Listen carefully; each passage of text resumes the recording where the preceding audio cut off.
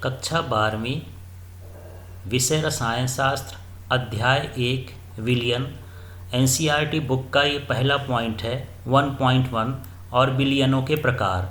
इसको समझते हैं तो सबसे पहले समझते हैं विलयन क्या होता है। तो देख लीजिए, विलयन दो या दो से अधिक अवयवों का समांगी मिश्रण होता है। तो कभी कभी यही लाइन आ जाती है खाली स्थान में भरने के लिए, तो यह विलयन की परिभाषा आ जाती है। तो दो या दो से अधिक अवयवों के समांगी मिश्रण को क्या कहा जाता है? विलयन कहा जाता है।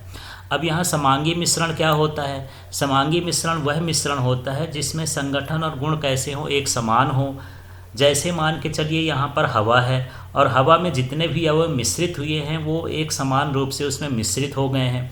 तो इस तरह के हम संगठन को क्या कहेंगे? समांगी मिश्रण कह लेंगे। अब जो अवयव अधिक मात्रा में उपस्थित होता है वह विलायक कहलाता है।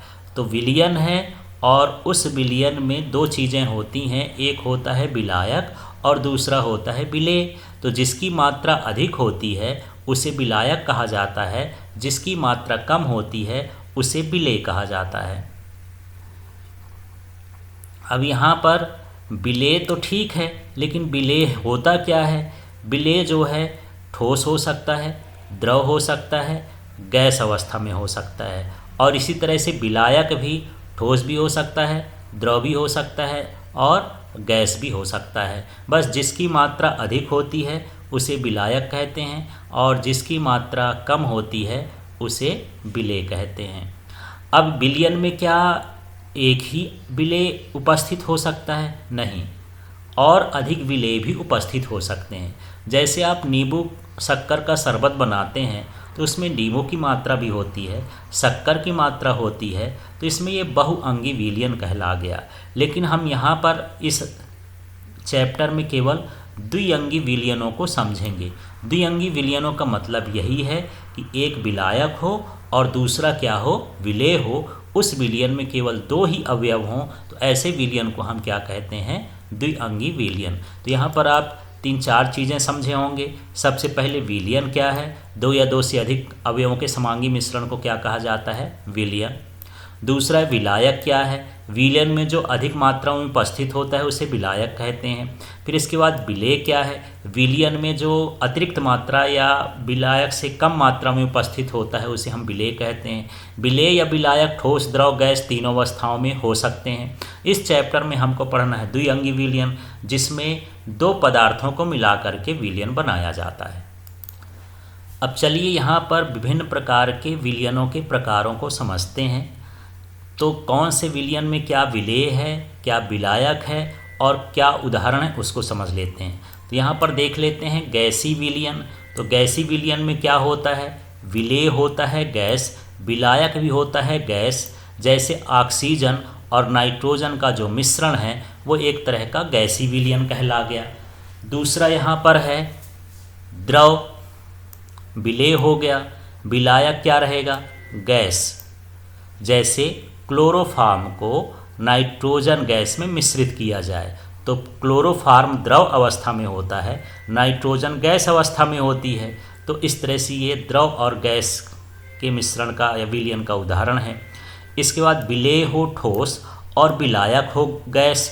जैसे कपूर का नाइट्रोजन गैस में विलयन एक तरह का ठोस गैस का विलयन होता है, और जिसमें विलायक ही गैसीय अवस्था में हो तो ऐसे विलयन को हम क्या बोलते हैं? गैसी विलयन। यहाँ पर विलेय जो है गैस, द्रव, ठोस तीनों अवस्था में हो सकता है। इसी प्रकार हम बात करते हैं द्रव विलयन। इसका मतलब ये है कि जो विलायक होगा वो द्रव अवस्था में होगा, विलेय किसी भी अवस्था में हो सकता है, तो इसे हम द्रव विलयन कहते हैं। जैसे यदि विलेय के रूप में गैस हो और इसको द्रव में घोला जाए तो जल में घुली ऑक्सीजन एक तरह का गैस द्रव का द्रव विलयन है। इसी तरह से द्रव और द्रव मतलब विलेय भी द्रव हो और यहाँ पर विलायक भी द्रव हो। जैसे जल में घुली एथेनॉल, या कह सकते हैं कि नींबू का रस और पानी, इस तरह का आप कोई भी उदाहरण दे सकते हैं। इसी प्रकार ठोस का द्रव, तो इसमें जल में घुला हुआ ग्लूकोज या शक्कर एक तरह का ठोस में द्रव का विलयन है। तो इस तरह से द्रव विलयन वही कहलाता है जिसमें विलायक किस अवस्था में हो? द्रव अवस्था में हो। इसके बाद हम बात करते हैं ठोस विलयन। ठोस विलयन वो होगा जिसमें विलायक किस अवस्था में होना चाहिए, ठोस, और विलेय किसी भी अवस्था में हो सकता है। जैसे यहाँ पर गैस का ठोस में विलयन कौन सा होता है, तो हाइड्रोजन का पैलेडियम में विलयन। तो हाइड्रोजन जो होती है गैसीय अवस्था में होती है और पैलेडियम ठोस अवस्था में होता है, और इससे जो विलयन प्राप्त होता है वो ठोस विलयन का उदाहरण हो गया। इसी तरह से यहाँ पर द्रव और ठोस की बात कर लेते हैं। तो द्रव क्या कहला गया, पारा, और इसको हम किससे मिलाते हैं, सोडियम के साथ मिलाकर अमलगम तैयार करते हैं। तो इस तरह से यहाँ पर एक द्रव ठोस का ये विलयन कहला गया।